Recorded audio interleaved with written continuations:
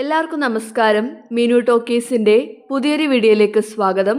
കേരള സർക്കാരിന് കീഴിൽ Kerala administrative service KAS job vacancy ഉണ്ട്.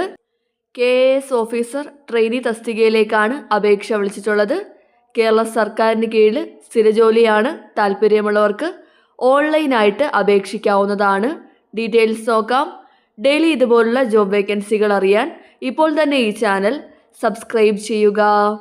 കേരള സർക്കാരിന് കീഴിൽ കേരള അഡ്മിനിസ്ട്രേറ്റീവ് സർവീസിലാണ് ജോബ് വേക്കൻസി ഉള്ളത്. തസ്തികയുടെ പേര് KAS officer junior time scale ട്രെയിനിയാണ്. ഇതിൽ സ്ട്രീം 1, 2, 3 വരുന്നുണ്ട്. ശമ്പളം ലഭിക്കുന്നത് പെർ മന്ത് 77,200 മുതൽ 1,40,500 വരെയാണ്. ആകെ വേക്കൻസി 31 സ്ട്രീം 1 ആണെങ്കിൽ 11 വേക്കൻസിയാണുള്ളത്. സ്ട്രീം 2 10 വേക്കൻസി, സ്ട്രീം 3 10 വേക്കൻസിയാണ്. സ്ട്രീം 1 ആണ് ഡയറക്റ്റ് റിക്രൂട്ട്മെൻറ്റ് വരുന്നത്, അതായത് നേരിട്ടുള്ള നിയമനമാണെങ്കിൽ സ്ട്രീം 1 ആണ്. കാറ്റഗറി നമ്പർ 1/2025 ആണ് വരുന്നത്. ബാക്കിയുള്ളതെല്ലാം ഡിപ്പാർട്ട്മെൻറ്റ് വൈസ് വേക്കൻസികളാണ് വരുന്നത്. അപ്പോൾ നിങ്ങൾ അപ്ലൈ ചെയ്യുകയാണെന്നുണ്ടെങ്കിൽ കാറ്റഗറി നമ്പർ 1/2025 വെച്ചാണ് അപ്ലൈ ചെയ്യേണ്ടത്. പ്രായപരിധി 21 മുതൽ 32 വയസ്സ് വരെയാണ്.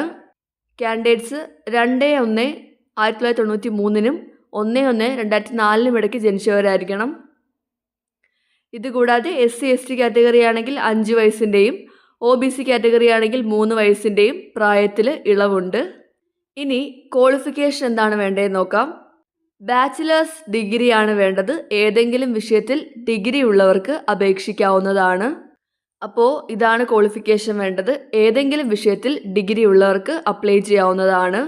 നിങ്ങൾ അപ്ലൈ ചെയ്യുന്നുണ്ടെങ്കിൽ മെഡിക്കൽ ഫിറ്റ്നസ് സർട്ടിഫിക്കറ്റ് പ്രൊഡ്യൂസ് ചെയ്യേണ്ടതാണ്.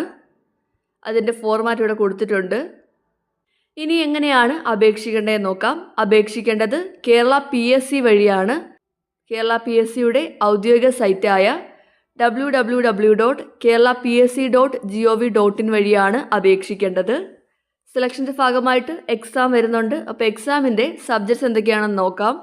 പ്രിലിമിനറി എക്സാമിൽ വരുന്നത് പേപ്പർ 1 ജനറൽ സ്റ്റഡീസ് ആണ് വരുന്നത്.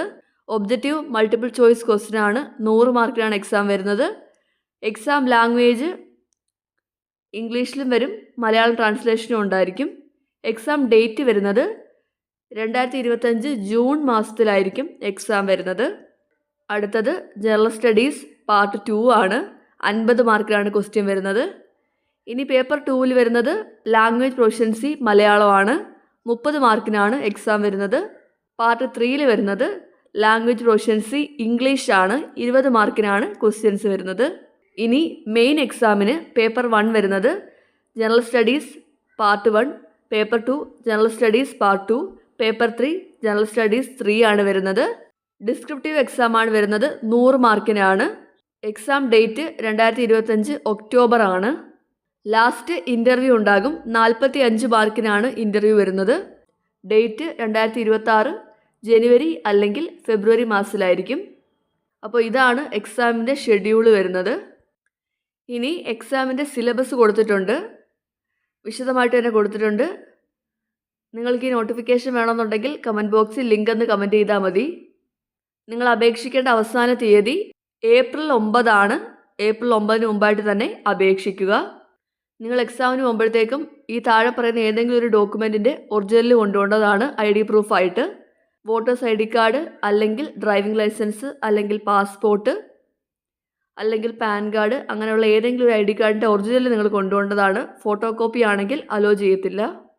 അപ്പോയിൻറ്റ് ചെയ്യുന്ന കാൻഡിഡേറ്റ്സിന് പ്രൊബേഷൻ പീരീഡ് ഉണ്ടായിരിക്കും. അപ്പോൾ അപേക്ഷിക്കേണ്ട സൈറ്റ് മറക്കണ്ട, keralapsc.gov.in ആണ്.